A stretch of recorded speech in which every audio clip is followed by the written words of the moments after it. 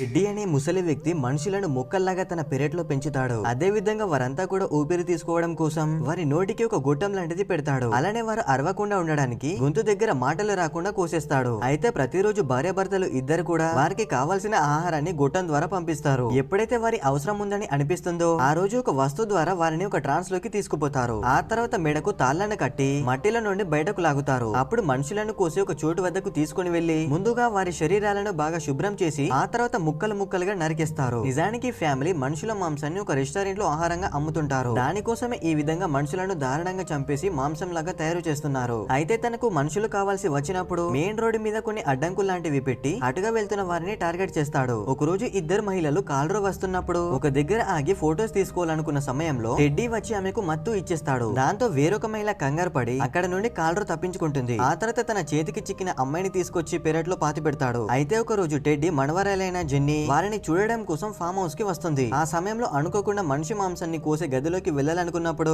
అక్కడ పనిచేసే మహిళ కోపంగా వచ్చి తనని అడ్డగిస్తుంది. ఆ తర్వాత ఏం జరగనట్టు నవ్వుతూ సరదాగా ఆమెతో మాట్లాడుతుంది. వీడియో నచ్చితే ఒక లైక్ చేయండి ఫ్రెండ్స్.